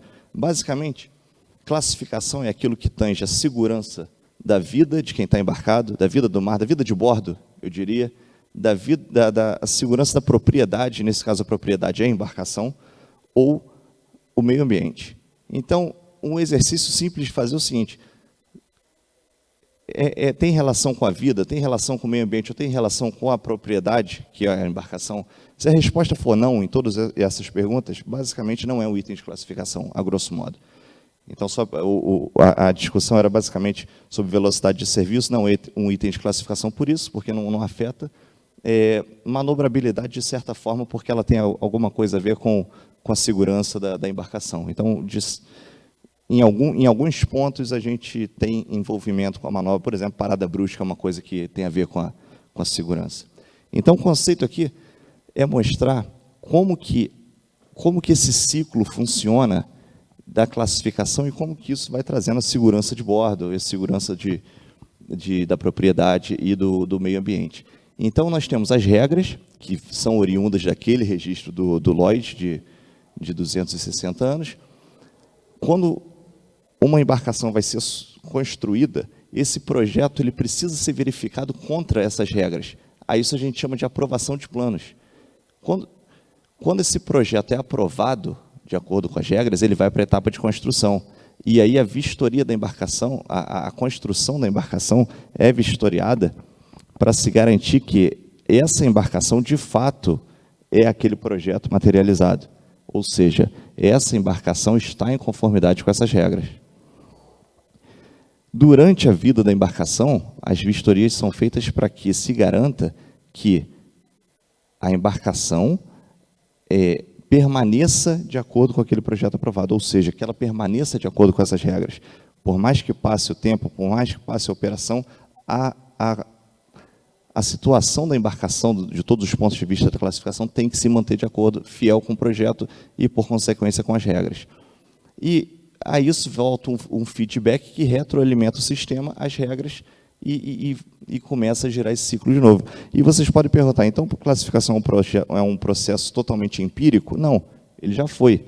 Mas, hoje em dia, nós temos a pesquisa que também alimenta o desenvolvimento das regras. Um exemplo clássico aqui é a modelagem em elementos finitos, que, quando foi desenvolvida, alterou dramaticamente os cálculos estruturais e, por consequência, as regras. Então, aqui só passando rapidamente nas etapas da classificação, isso aqui o Portela conhece bem, isso aqui é o nosso o Design Appraisal Document, é o certificado que se emite para dizer que aquele plano está em conformidade com as regras. Então, o projeto é desenvolvido pela projetista, submetido à classificadora, analisado contra as regras, estando em conformidade, se emite esse certificado, que quer dizer que aquele projeto pode ser construído. Os materiais usados durante a construção de uma embarcação, o aço, os fundidos, os forjados, os compósitos, eles são acompanhados, primeiramente, eles são feitos em locais aprovados, que o seu sistema de produção foi vistoriado, foi auditado, foi acompanhado por um vistoriador de uma classificadora, as propriedades mecânicas desse material são asseguradas, as propriedades químicas desse material, de modo a você minimizar a chance de ter um problema futuro com essa embarcação. E aí, certificação de componentes, de equipamentos, aqui a gente tem propulsão, amarras, cabos, tudo isso é verificado antes aí da construção, durante a construção, melhor dizendo, para que seja garantido que isso está cumprindo com as regras e, obviamente, está se garantindo a segurança dessa futura embarcação. Aqui mais uma certificação, um eixo de manivelas, aqui você vê, quando o motor tem um certificado da classe, todas aquelas etapas anteriores já foram vistoriadas, já foram analisadas o projeto, para motor, para bomba, para eixo, para todos aqueles equipamentos que, novamente, interferem naqueles 3 itens. Certificação de componente, elétrica, equipamento, de navegação, de salvatagem. Aqui tem um pequeno overlap entre o que é classe e o que é certificação estatutária de SOLAS ou da Norman, de segurança de equipamento, porque isso tem a ver com a segurança total. Equipamentos essenciais fazem parte também. Isso aqui é um vistoriador durante uma construção de um navio. Durante a construção do casco, como que esse casco é feito, se ele está de acordo com esse projeto aprovado, que foi aprovado naquela etapa anterior, como que é o processo de soldagem, se o soldador é qualificado, se segue um procedimento aprovado, se o material é aprovado e compatível com aquele metal base que está sendo soldado. Então, tudo isso é assegurado, tudo isso é supervisionado, e esse é o papel da classificadora. Aqui você vê mais uma foto de uma construção, até a entrega, todas essas emendas de bloco, todos esses blocos, testes de tanque, provas de cais, tudo isso é acompanhado pela classificadora durante a construção da embarcação. E depois que a embarcação é entregue, já tem os seus certificados, a gente tem o acompanhamento da vida útil através de vistorias periódicas. Vistorias anuais, vistorias de docagem, vistorias de renovação. Aqui a gente vê um empurrador num dique, fazendo uma vistoria provavelmente de renovação, com a embarcação em seco, e com certeza aqui tem um vistoriador da classificadora assegurando que essa embarcação permanece de acordo com o que foi projetado e foi aprovado anteriormente. Então, para falar um pouquinho uma particularidade da classificação de embarcações fluviais, mostrar isso aqui é um ciclo normal de uma classificação. Aqui nós temos aqui a entrega da embarcação. A cada ano que se passa da vida dessa embarcação, isso aqui é de uma embarcação normal, uma embarcação seagoing, né, uma embarcação marítima. A cada ano é feita uma vistoria anual. O AS aqui é de Annual Survey, uma vistoria anual a cada ano desse. Ao final de 5 anos é feita uma Special Survey, uma vistoria especial acompanhada de uma docagem. Essa docagem, essa especial, renova um ciclo e começa de novo as vistorias anuais. O que se observou? Em embarcações fluviais, em especial sem propulsão, por exemplo, as barcaças, a condição aqui nessa docagem ela mal se alterava em relação a 5 anos de vida. Não era como uma embarcação que navega em água salgada, que tem cuidados com propulsão. Então, percebeu-se que alguma coisa poderia ser feito aqui de modo a reduzir um pouco esse perfil de exigência, já que o risco de por exemplo, uma barcaça fluvial não pode ser comparado, por exemplo, com um super graneleiro que sai daqui de Ponta da Madeira, vai para a China. São coisas distintas. A regra não poderia ser igual nesse caso. Então, isso aqui, rapidamente, não vou ficar lendo aqui a regra para vocês. Basicamente, isso aqui é a regra de certificação de embarcações fluviais do Lloyd's.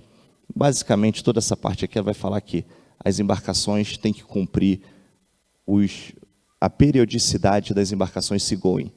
O grande lance foi que inseriu-se a linha aqui que diz que consideração será dada a arranjos alternativos em que vistorias são especificamente aceitas pelos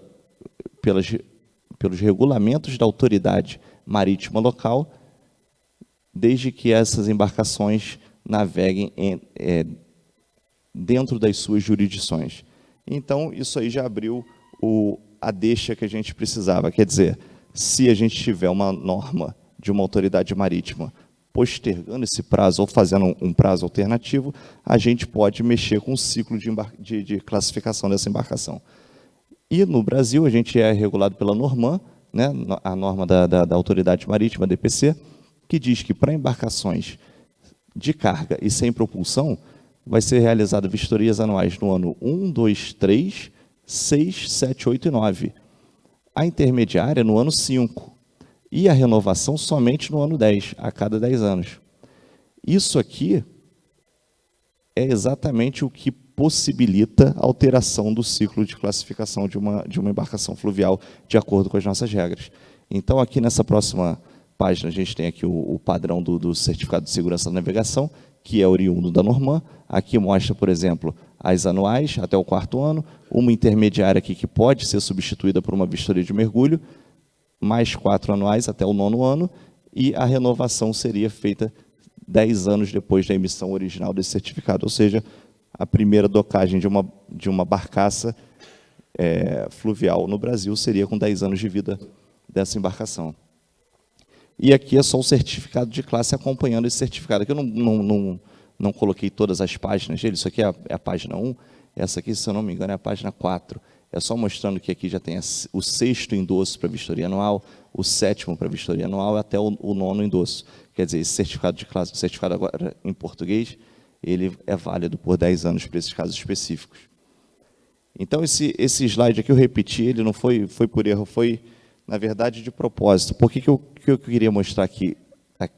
Agora que a gente viu cada etapa dessa daqui, e esse feedback aqui e o desenvolvimento de pesquisa, ele retroalimentando as regras de classificação e o processo todo, ele possibilitou, ou através desse mecanismo aqui, a gente viu que com a evolução da engenharia, de um modo geral, com a evolução dos equipamentos, da navegação como um todo, a gente teve uma redução de risco importante, e esse feedback, juntamente com essa pesquisa, alimentou novamente as regras para possibilitar um ciclo de 10 anos. Então, isso é só um exemplo de como as regras, embora sejam conhecidas por serem rígidas, e de fato são, elas têm uma flexibilização para entender aí uma dinâmica nova do mercado ou do sistema como um todo.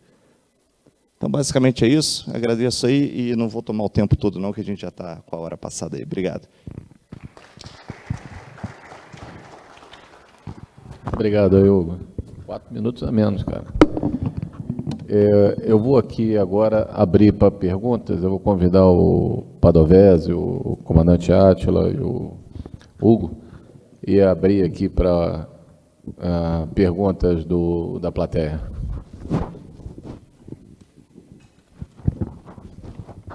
Pessoal, a última palestra é complicada. Né? Olá, pessoal, boa tarde. É só uma pergunta rápida. Eu estava pensando aqui que eu estou vendo a ADPC aqui, estou vendo o IPT, estou vendo as classificadoras, empresas de navegação.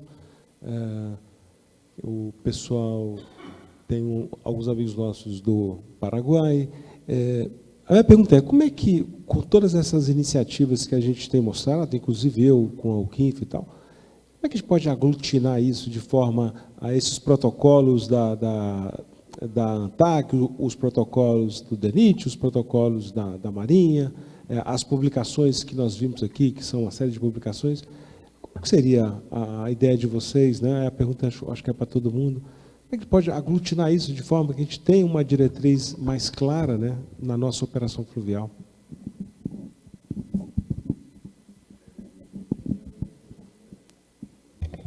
Quem responder isso aí é um gênio. Olha, eu acho que está todo mundo trabalhando, né? Quando a gente faz a Norman, a gente está pensando naquelas coisas que são caras para a gente dá esse determinado enfoque, né? Então, acho que pode existir todas essas normativas, acho que as normas e as regras, acho que não é que elas tenham que ser aglutinadas, elas não podem atrapalhar umas às outras, né? A gente não pode deixar o usuário, o empreendedor, o navegante, rodando atrás do próprio rabo. A gente tem que fazer normas objetivas, né? Um exemplo aqui na Norma 11, a gente não amarra nenhum parecer que a gente dá à emissão de um parecer de outro órgão, por exemplo. A gente segue em frente, o único caso diferente é o da dragagem, que a gente precisa esperar o licenciamento ambiental.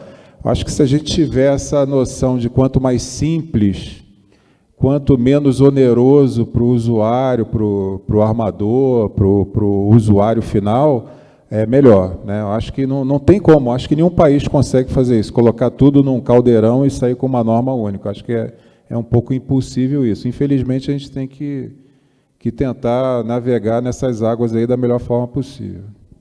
Eu acho que talvez o termo foi ruim, né? No caso de aglutinação, não é de você colocar tudo numa norma só, mas talvez você tenha um compêndio onde tudo aquilo que a gente precisa seguir, né, esteja claramente definido. A aglutinação, realmente, eu concordo contigo, não foi... Eu acho que esse aí é um dos motivos dessas organizações que não têm fins lucrativos, tipo o PIANC, o CINF, podem fazer, né? Servir essa aglutinação de saber tem que estar lá no teu manual do CINF, no manual da SGOT, no PIANC, né? Quer dizer, as normas nacionais têm que estar ancoradas nesses manuais de boas práticas. Eu acho que essa é a liga que a gente tem que tentar dar nisso aqui. A Norman, a regra do DENIT, a da ANTAC, de quem quer que seja, é uma regra, é lei, é o que tem que ser seguido. Mas elas devem estar ancoradas nesses manuais das pessoas que estão desenvolvendo cientificamente todos esses trabalhos, estão vivendo a prática, estão metendo a mão na massa efetivamente, estão criando coisas que a gente pode aproveitar, né? A gente tem algumas normas que já falam isso. Por exemplo, a Norma 11 fala muito do PIANC, né? Dos relatórios do PIANC. A Norma 8 fala muito do Ship-to-Ship Transfer Guide, fala muito do manual da SGOT. Quer dizer, acho que a gente tem que tentar beber dessas fontes e tentar ancorar as nossas normas nesse conhecimento. Acho que é o melhor que a gente pode fazer. E se tivesse esses manuais de pós-práticas nacionais, em língua portuguesa, produzido por professores da academia ou outras entidades afins, acho que a gente estaria no caminho certo. Acho que essa é a melhor resposta que eu poderia te dar no momento.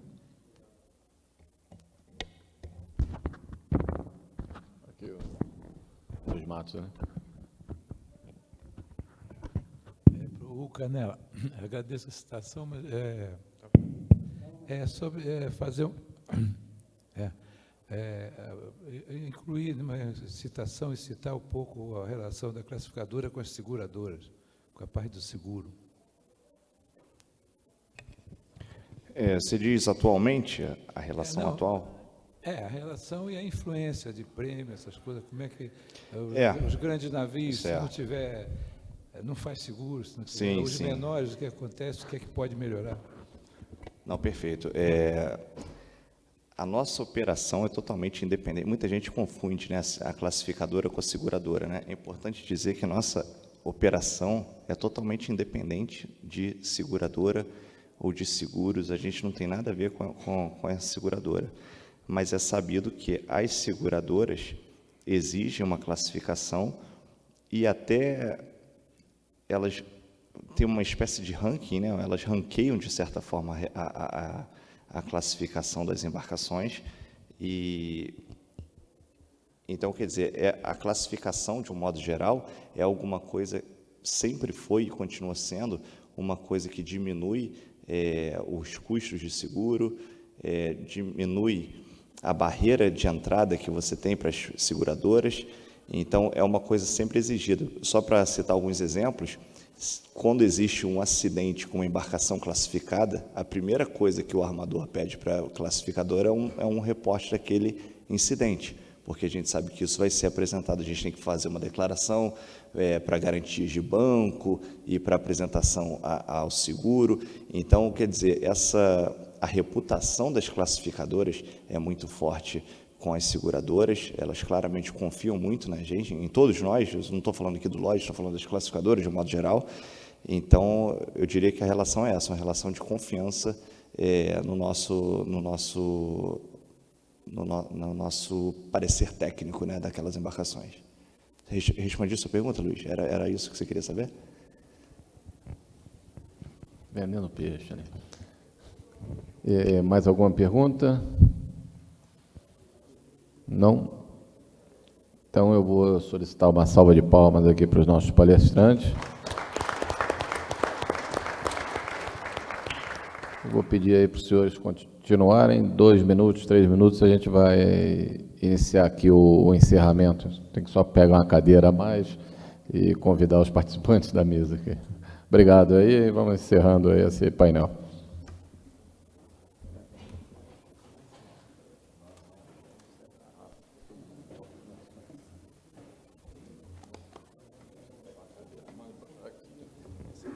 Hã? Não, eu vou pegar uma ali dentro que já está separada, tirar os nomezinhos aqui.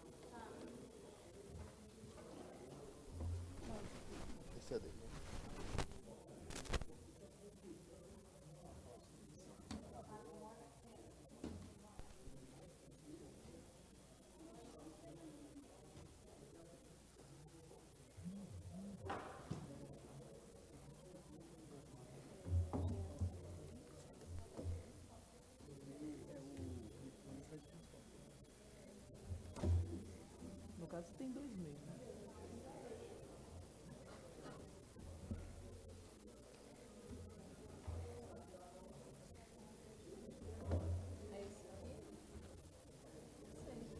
É porque, no caso... Não, é que a divisão aqui são dois. É porque tá aqui. Já, esse aqui já tá.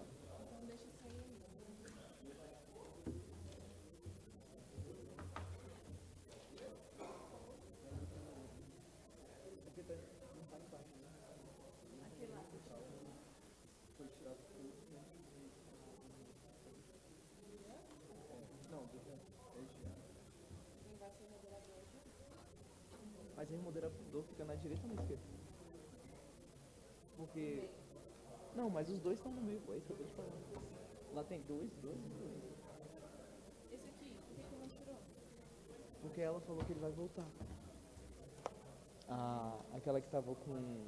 Que tava aqui ainda há pouco.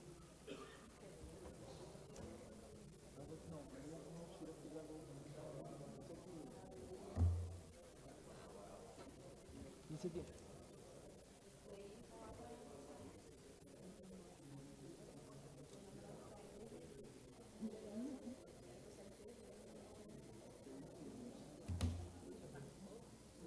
Peraí, como é que eu faço? Peraí. Deixa eu desligar.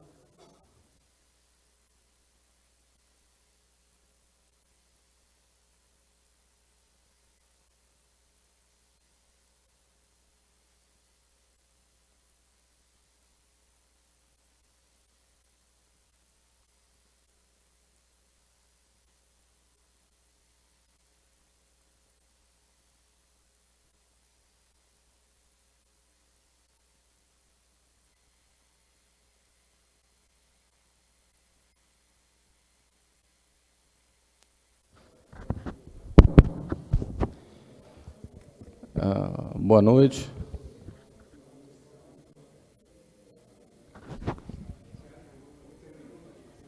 Não?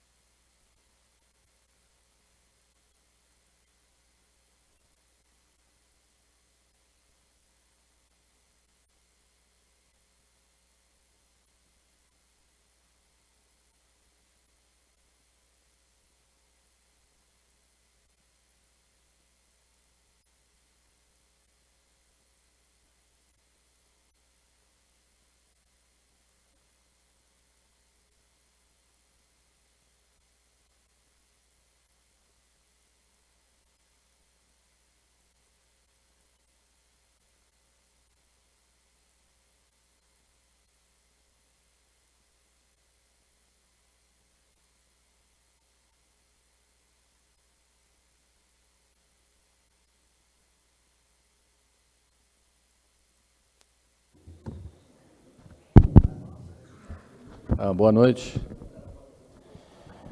Boa noite. Vamos aqui tentar fazer rapidamente aqui uma sessão de encerramento aqui do nosso seminário. A gente não pode começar sem começar agradecendo, né? Então, obviamente, em primeiro lugar, queria agradecer ao DENIT aí pela parceria que tornou possível, cara, fazer esse evento aqui em Brasília era uma dúvida logística para a gente muito difícil, né? A questão logística era um medo que a gente tinha e, cara, certamente não seria superado sem a ajuda, a parceria do DENIT. Agradecer aí todo mundo que nos apoiou aí, em especial a ANTAC, a FENAVEGA, a COP, a FRJ, a Portos e Navios, o DIT do United Kingdom, que tem sido aí um parceiro aí de longa data, e, obviamente, né, para tornar viável os nossos patrocinadores, né? Nossos patrocinadores, nós contamos aí nesse seminário com patrocínio bronze do Lloyd Hester, da Schotel, do Estaleiro Rio Maguari, da Sotrec e da ABB. Contamos com o patrocínio prata da Kongsberg e contamos aí com o nosso patrocínio ouro, a Vartsila, que tem aí ajudado a Sobena aí nesses últimos anos aí sempre.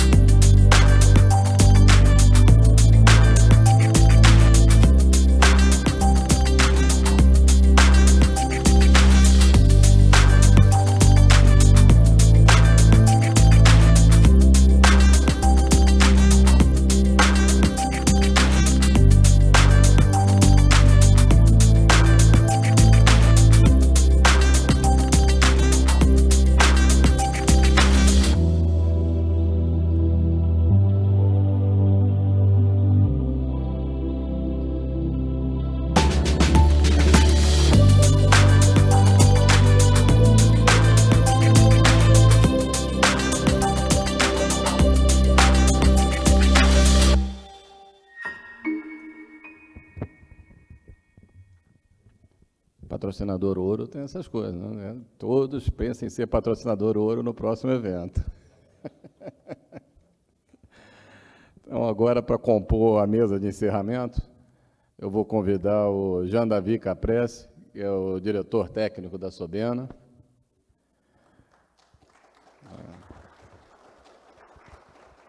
Vou convidar o Rodrigo Moraes Português de Souza, coordenador-geral de obras aquaviárias do DENIT.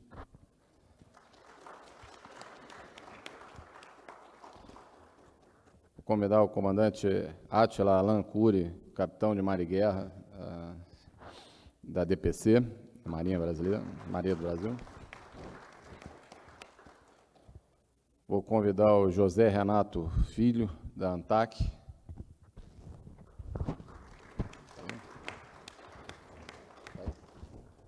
Está aí? Não que seja. E o Breno Dias, da FENAVEGA.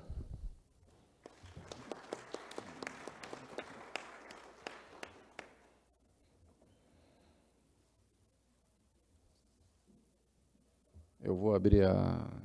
Deixa o Breno chegar aqui, desculpa. Eu vou abrir aqui para os nossos convidados aí, para poucas e breves, né, palavras aqui a respeito aí do nosso evento. Vou começar aqui com o Jean, aqui, o nosso diretor técnico, que é o cara que fez o nosso seminário acontecer, né? Obrigado, Portela. Então, do ponto de vista técnico, acredito que tivemos um congresso muito produtivo e de um excelente nível. Contamos com mais de 250 congressistas presentes durante os 3 dias do evento, às vezes em 3 sessões em paralelo. Tivemos uma retransmissão ao vivo do auditório principal aqui do evento, com a qual atingimos mais de 1.000 pessoas que não conseguiram se trasladar até aqui, com uma média de audiência variando entre 20 a 40 minutos por pessoa. Os vídeos já estão disponíveis no canal do YouTube da Sobena, chamado Sobena TV. E o segundo ano também que tivemos uma visibilidade internacional desse evento. Durante os 3 dias, contamos com a presença de representantes do Reino Unido, graças ao apoio do Consulado Britânico, Estados Unidos, Canadá, Japão, Holanda, Bélgica, Espanha, Chile, Paraguai, Argentina e também do Equador. Contamos com 8 painéis de palestrantes convidados e 12 sessões técnicas, com a apresentação de mais de 60 artigos técnicos. Gostaria de lembrar que esses artigos foram publicados no Proceeding online do evento, com uma indexação de OI, que é uma inovação desse ano. Disponibilizaremos também as apresentações PowerPoint, PDF, na página web do evento para consulta ulterior. Os seguintes temas técnicos de grande importância para o aprimoramento das nossas vias navegáveis foram discutidos e gostaria de destacar os mais importantes: o futuro da cabotagem no Brasil e possíveis novos usos do Fundo da Marinha Mercante, as ações tomadas para aperfeiçoar as infraestruturas das hidrovias no Brasil, lideradas aqui principalmente pelo DENIT. Discutimos também das novas metodologias para classificar as hidrovias da América do Sul, em parceria com a ECLAC, CEPAL, a PIANC, a ANTAC e o DENIT. Falamos dos desafios e do futuro da navegação no Arco Norte do Rio Amazonas. E tivemos uma grande quantidade de palestras versando sobre planejamento e gestão de hidrovias e sobre segurança da navegação. Finalmente, contamos com uma exposição técnica com 13 empresas expondo o estado da arte em relação a tecnologias e inovações. São elas a Wärtsilä, a Kongsberg, a Tortec, a ABB, Radiomar Navalex, Radio Holland, EASA e mais 5 empresas com a parceria da Sobena com o DIT, a Marine Data, a Cummins, a Port Consultants, a Avonwood e a Griffon. Para encerrar, gostaria, em nome do Comitê Técnico da Sobena, agradecer a presença e a participação de todos pela excelente qualidade das apresentações e dos debates. Obrigado.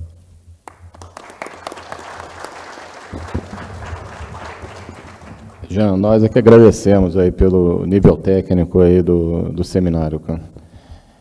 Eu vou convidar o Breno, se você quer falar aí, 2 minutinhos. Boa noite a todos, não vou tomar o tempo de todo mundo.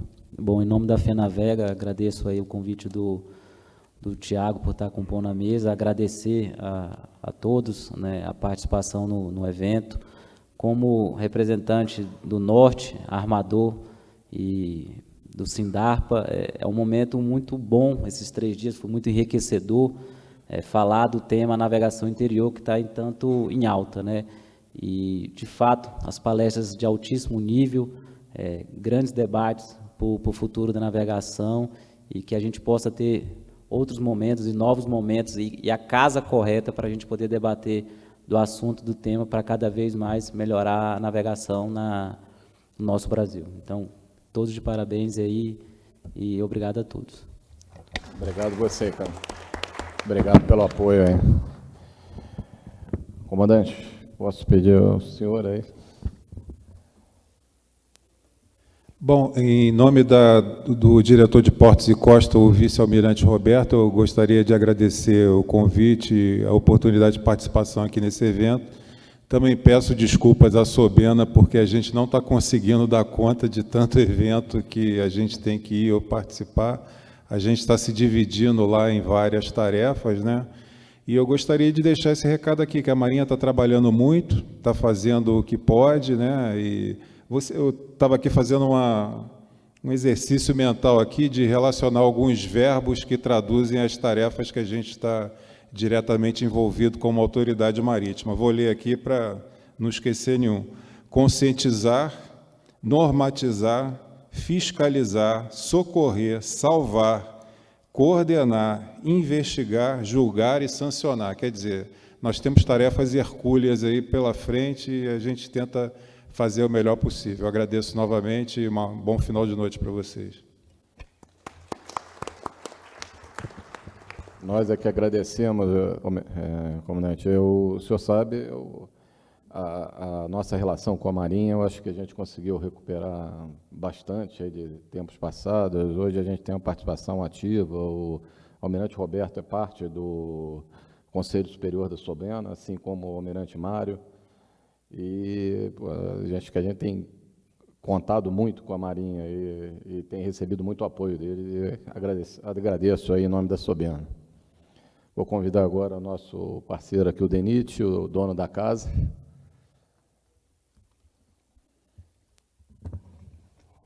Em nome do DENIT, em nome da diretora Carolina, do diretor-geral, general Antônio Leite Filho, para nós é um prazer. Essa casa é conhecida como uma casa de engenharia, notadamente rodoviária.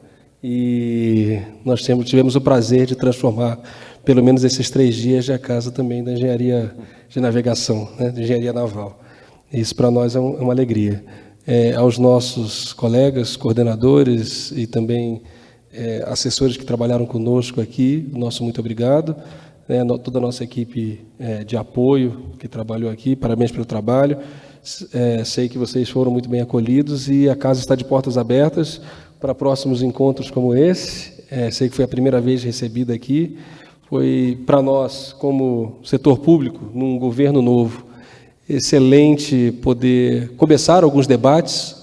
Aqui a gente não finaliza nada, na verdade a gente abre a mente para ouvir as diversas vozes, tanto do terceiro setor como da academia.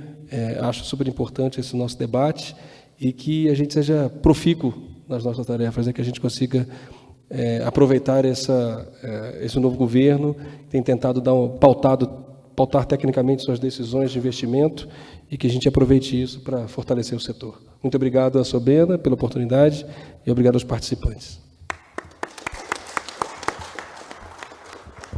Muito obrigado ao DENIT, né? Agora é hora da gente encerrar, né? E eu não sei se você sabe, cara, mas não é a primeira vez que a gente faz o hidroviário em Brasília.